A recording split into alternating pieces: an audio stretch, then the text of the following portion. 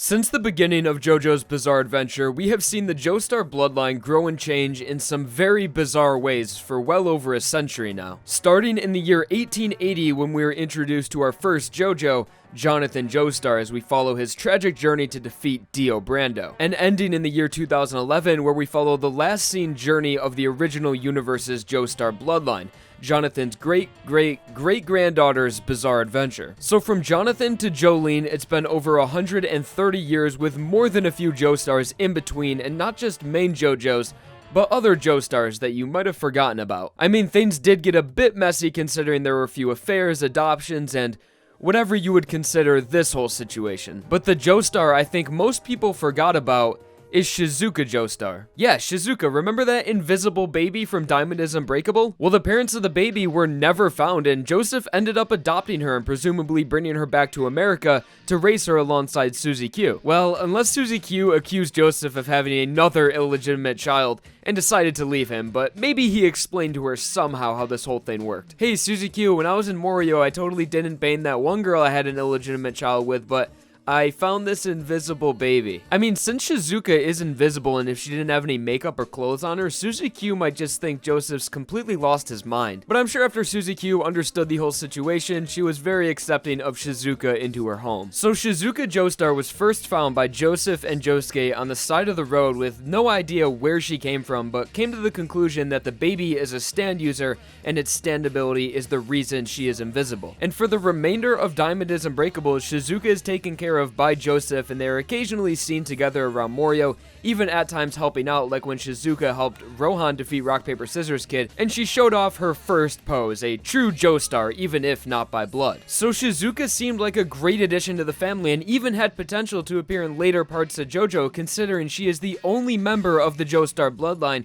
who is a stand user and able to possess a stand healthily that isn't a main JoJo. But of course, this is ignoring the whole Jonathan body, Dio head side of the family. So with that in mind, Shizuka Joestar, the only stand user that isn't a main JoJo, and her stand Octon baby had an A in development potential, so along with being a baby, it was obvious that what we saw her stand do in part 4 was nowhere near the stand's true capability or even its true ability. What we saw Shizuka do with her stand ability was just uncontrollably turning herself and everything around her invisible when stressed. So possibly when she grew up and developed her stand alongside her, she would be able to use her stand in a way that allowed her to choose specific things to turn invisible, including herself or just parts of herself. And this ability, along with increased stats in categories like range and precision, would make for a pretty amazing stand. But unfortunately, after Diamond is Unbreakable, we never saw Shizuka Joestar again, nor was she even ever mentioned again. Well, I guess we don't really know if she was in either parts 5 or 6 because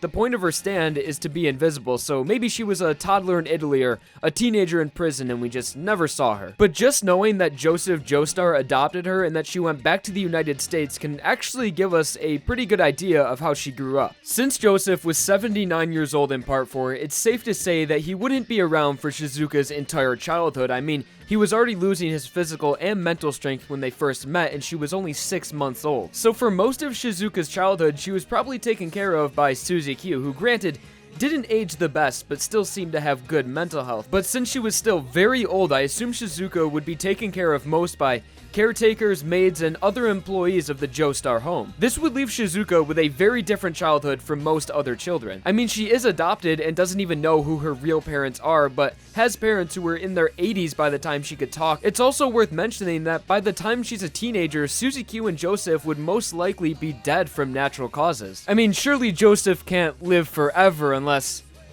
maybe that Dio blood did something to him. But probably not, so by the time Shizuka's a teenager, both of her parents are going to be dead, and she's going to be already an adopted child with, once again, no parents. And as shitty of a childhood as that sounds, it's actually the perfect setup for a main JoJo. I mean, main JoJos always come from a broken family, usually only being raised by one parent. Shizuka Joestar really would have been the perfect candidate for a main JoJo if the series didn't switch to the alternate universe. Stone Ocean took place in 2011, so during the events of part 6, Shizuka would have been around 12 years old, and in between each part, there is usually a few years time skip, so since there is no reason for Shizuka's life to be affected by the events of Part 6's ending, it would have been perfect for the 7th part of JoJo to take place in, say, now, 2017, where Shizuka would be 18 years old and most likely have gained full control over her stand ability and have plenty of interesting character dynamics considering her childhood. And also, if Shizuka Joestar was brought back into the series to be the main JoJo of a part, the setup of her character could involve some sort of flashback that could give all of the readers a closure to Joseph's character, as he was a main character in 3 parts of the series but never really got a proper ending, or we don't really know what happened to him. I mean, yes, it's left to assume that he just grew old and died of natural causes, but that's no fun off screen. So the more I thought of Shizuka's character and the way she would have grown up made me realize that she really would have been the perfect main JoJo for part 7. And even her not being a Joestar by blood but rather being adopted plays perfectly into the series' bizarre nature. But as unfortunate as it is that Shizuka never made her way into the story again, considering how much potential she had, it makes sense because of the switch to the alternate universe and also 2 female JoJos in back-to-back parts. I don't think that would have worked well. So Shizuka Joestar is the Joestar that everyone forgot about, and the perfect JoJo that never was, considering that Japanese is very strange and apparently Shizuka can also be read as Jo, so another pronunciation for her name would be Joestar. And if any of you guys out there want to do some theory crafting on how a part would turn out with Shizuka being the main JoJo, living in America with just recently losing her parents would turn out, maybe we can do a follow-up to this video, being the part of JoJo that never happened. Well anyways, like the video if you enjoyed, or if I fought your boredom, and of course subscribe for more videos. Thank you all for watching, and I hope you enjoyed, and remember, Shizuka Joestar, best JoJo.